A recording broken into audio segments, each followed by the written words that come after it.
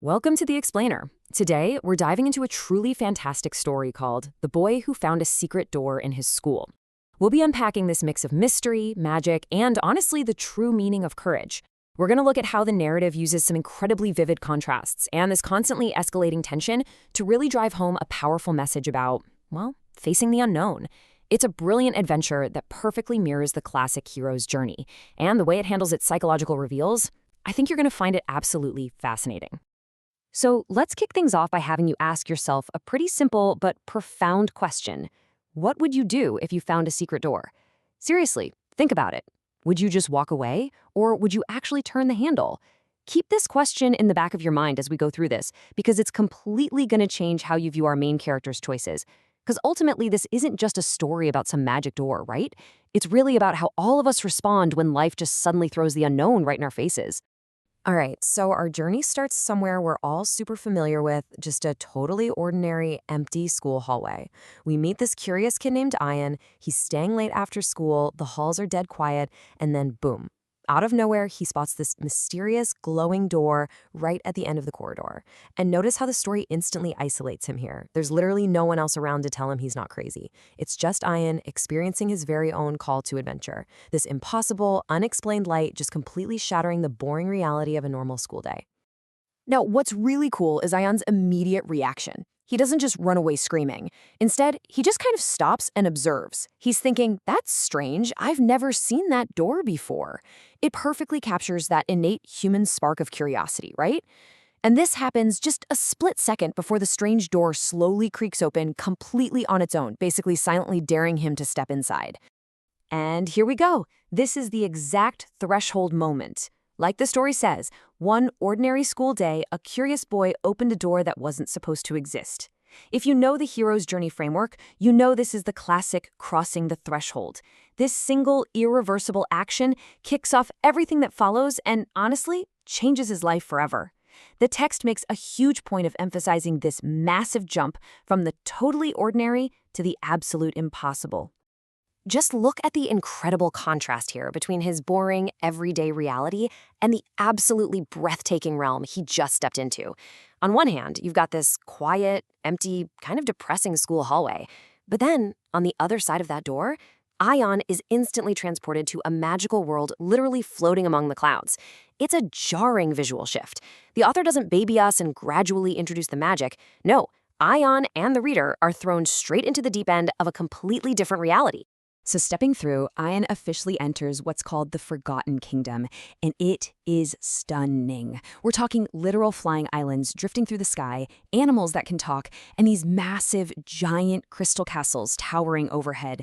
It is so wildly unbelievable that Ian actually says out loud, "Am I dreaming?" But well, he gets his answer when this little winged fox just appears out of thin air and officially welcomes him to this incredible new universe. But hey, just because a world is beautiful doesn't mean it's actually safe, right? The winged fox drops some heavy news on Ion. The kingdom is in serious trouble. The stolen crystal, which is literally the source of all the Forgotten Kingdom's magic, has been swiped by this mysterious dark shadow. And the stakes? They couldn't be higher. Without that magical core, their entire world is on the brink of being erased forever. So all that initial awe and wonder we felt, yeah, that gets instantly replaced by this urgent, looming existential threat. And here's the kicker. This massive burden falls directly onto Ion's shoulders. The fox drops the ultimate bombshell, telling him only a brave human can bring it back. Now, the text makes it very, very clear that Ion is terrified, but despite that overwhelming fear, he actually agrees to help. He steps up to save a world he literally didn't even know existed 5 minutes ago. This is the exact pivot point where the story upgrades from a simple tale of discovery into a full-blown high-stakes quest. Pay attention to how the suspense just keeps ramping up here. Ion's adventure escalates into what is essentially his road of trials. First up, he's navigating these incredibly dangerous bridges. Then he's forced to solve ancient, mind-bending puzzles. After that, it turns into pure survival mode, as he's literally running away from giant stone monsters. All of this relentlessly builds up until he finally breaches the ominous dark tower. The pacing here is just breakneck, pushing our young hero to his absolute physical and mental limits before the final showdown. And boom, the climax hits. Inside that dark tower, Ion actually pulls it off. He finds the glowing crystal. But just as he grabs it, his escape route is completely blocked. This massive shadow monster suddenly appears, blocking the exit and booming the threat, "You will never leave." So Ion is totally trapped. He's holding the one thing that can save this entire universe, but he's standing face to face with a terrifying monster, forced to confront his absolute worst fears with no way out. And honestly, we all have to face our own shadow monsters at some point in life, don't we? This moment right here, it brilliantly illustrates the core philosophical takeaway of the entire explainer. In that second of sheer terror, staring down this shadow monster, Ayan suddenly remembers a super powerful piece of advice he got from his friends. Courage isn't being fearless, it's acting despite fear. This is the emotional anchor of the whole narrative. It's not that Ayan magically stops being scared. He is literally terrified. It's entirely about his decision to push forward anyway. So, fueled by that exact realization, Ayan makes his move. He clutches that crystal and he just bolts. And the truly amazing thing here is that his brave action is the very thing that saves him. The shadow monster just completely vanishes in this blinding burst of light. His physical action, driven entirely by his mental fortitude, directly destroys the darkness. It's such a powerful metaphor. With the shadow monster defeated and the crystal finally back where it belongs, the payoff is huge. The kingdom is officially saved, and these gorgeous bright skies return, completely washing away the darkness. And then, the king himself actually steps forward to personally thank Ayan, giving him this incredible promise: "You will always be welcome here." Against all odds, Ayan actually completed his impossible mission. So, mission complete. Ayan steps back through that glowing doorway and finds himself right back in his totally normal school. But wait, here is the catch.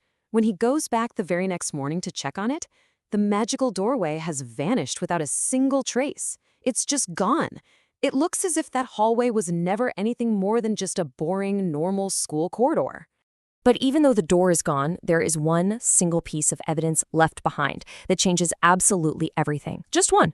A tiny glowing crystal resting right there at the bottom of his pocket. It's such a brilliant storytelling device. It stops Ayan and us as the audience from just writing off the whole adventure as some crazy hallucination. He is literally holding a tangible piece of that magic in the real world. No way he imagined that. So, as we wrap up this explainer, we want to leave you with one lingering final thought. Was it all just a dream, or was the Forgotten Kingdom actually real? The story intentionally doesn't hand you an easy answer, and honestly, that's exactly what makes it so incredibly memorable. It challenges you to figure out where the line between reality and magic truly lies.